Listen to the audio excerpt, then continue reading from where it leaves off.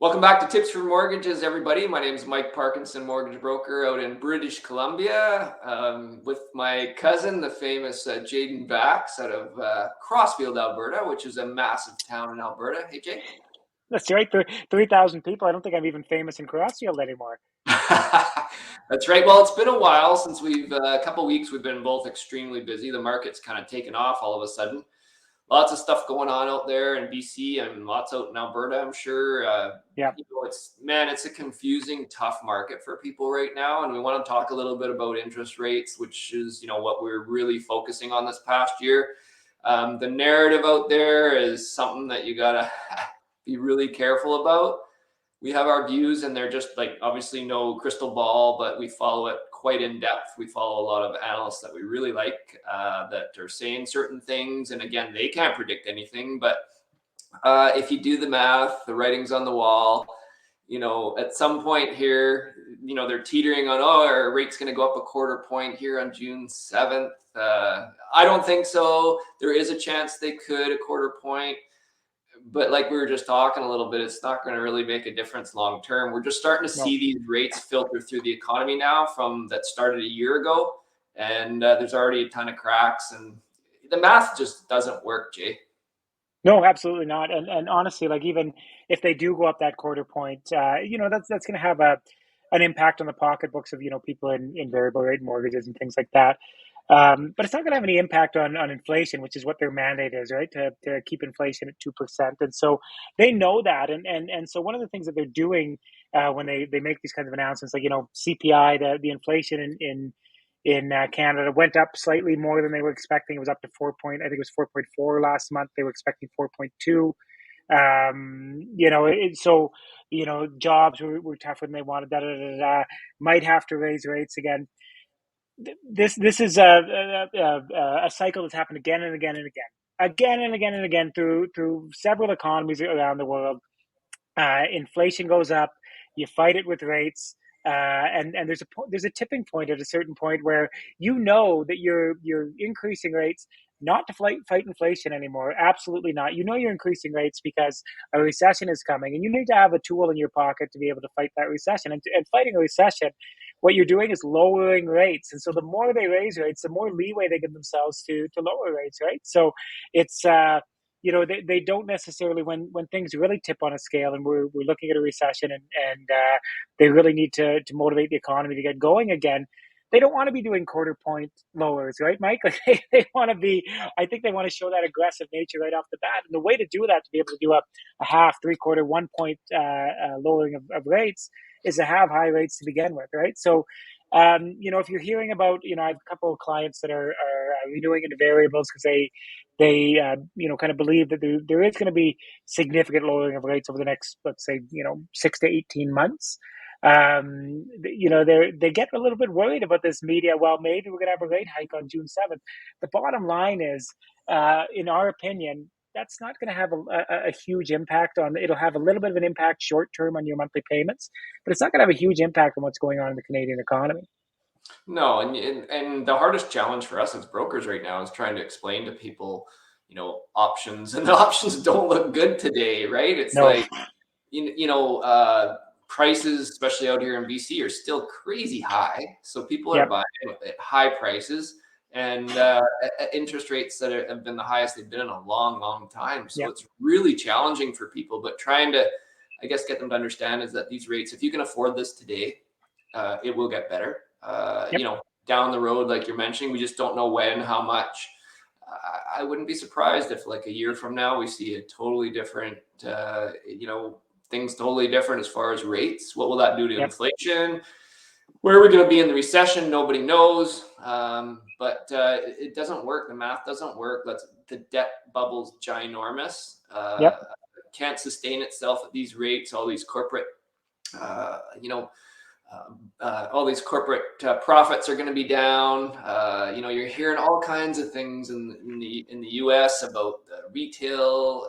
It's just, I think unemployment's going to start really shooting up personally, which is Yep. sad because it means people are losing their jobs, and I really think that's what the governments want, is they want unemployment to start cranking up. So, and they're worried about sticky, wages and like it's a, anyways, you just got to be careful what you're really listening to and believing. But Yep. we're coming back to that lag again. It's a lag effect, and here we Yeah. are. What are we? 14 months, 15 months from the first hike Yeah. last March. It takes 12 to 18 months. So we're just starting to really feel the first, And basically. and which was a quarter point hike, which was a quarter point hike followed by half point and 50 3/4 and then full point pips. hikes, right? Like it was just crazy. And so that one of the things that we're seeing with all of this, like we talk about that lag effect, and we truly believe that that's starting to happen now, and that impact is trickling through the economy. But there's dips throughout that effect as well, right? And so one of the things that we saw last week out of nowhere, no, there was no kind of notion that this was going to happen. Rates on the fixed side, and specifically in the insured market, went up between 30 and 50 bips. And so, we were looking at Bond yields are up. They're up. bond yields shot up, right? And so, why did they do that? The United States credit situation is part of that. Some of those jobs announcements and things like that, both in the United States and Canada.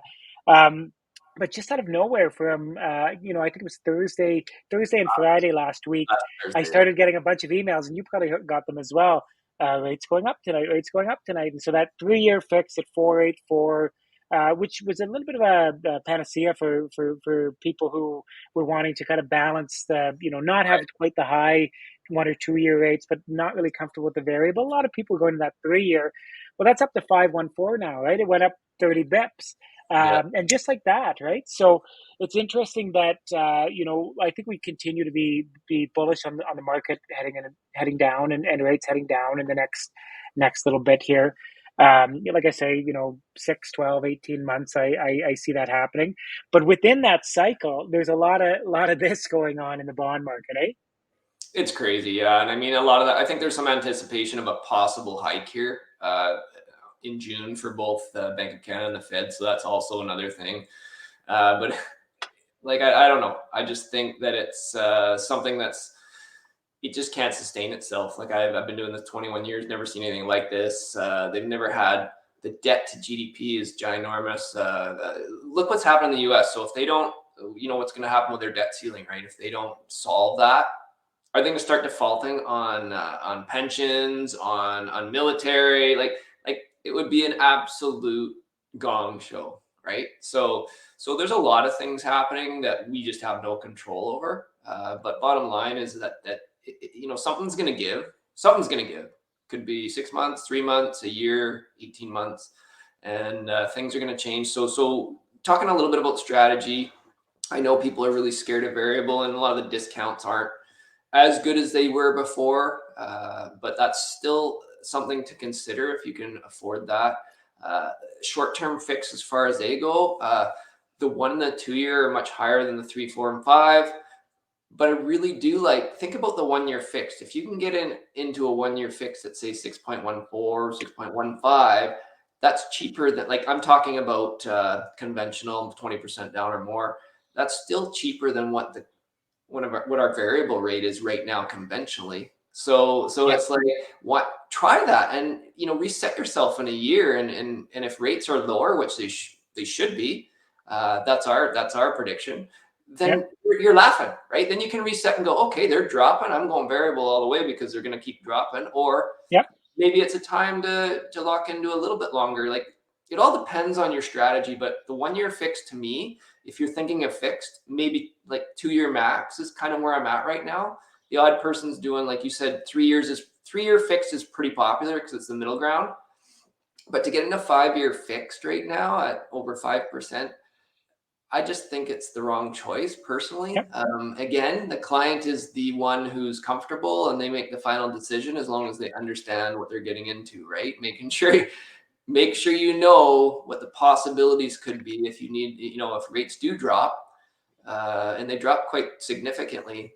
You're either stuck in that 5% or you're going to be paying a ginormous penalty, which most people can't afford. So. Yep, absolutely. And so the big thing from us, we're what we are trying to say, I think, on a weekly basis is don't call us and ask us what our best rate is. We're happy to give you that information. But the best rate isn't the best value, isn't the best, isn't going to save you the most money over the term of your mortgage. So if you're looking for the best rate, and that's the end of the story for you, we're probably not your guys. There's plenty of places to find that online. But if you're looking to, to put a strategy in place and think about what does my next 1, 2, 3, 5, 10 years look like, and how does my mortgage affect that? Then we're the guys to talk to, because honestly, there's a lot of thought that has to be put into this right now. When we talk about 1 or 2 year fixed, those are from just insider knowledge. From a compensation model, that's the lowest we'll ever get paid, is putting you in a shorter term. But we believe in the power of giving yourself a chance to reset the market over the next 1 or 2 years. So, absolutely, if you're renewing this year, terrible time to renew, really tough to get through. Give us a call. We can talk about the best strategies for that. If you're buying and you just, you're in this market, you're not sure if you're going to stay on Vancouver Island or in the Calgary area, Alberta, or whatever, and you want to know, the portability and what it would look like if you had to break this fix, give us a call. We're happy to game play all of those situations for you and make sure that throughout the life of the mortgage, you're saving as much money as possible. Yeah, and hopefully in the next 6 months to a year, when we're still doing these videos, that we're talking, yep, they're coming down. Yep. It's going to get easier for you. Think about it. If you're in an interest rate right now, let's say you do a 1 year fixed, and a year from now, let's just say rates are back to 3%. Well, you're dropping 3% in your interest rate. Like, that's ginormous on your payments. Like ginormous for the size of the mortgage today. And again, no crystal ball. It's just a great strategy where you can reset. If rates are still high a year from now, maybe you do another 1 year fixed. Like, you kind of go with what the pattern of where interest rates are looking like they're going to head. So that's just something to think about. But again, we talked to you about all the different options. So give us a call anytime, and we'll see you next time. See you later, Jay. Have a good one, bud.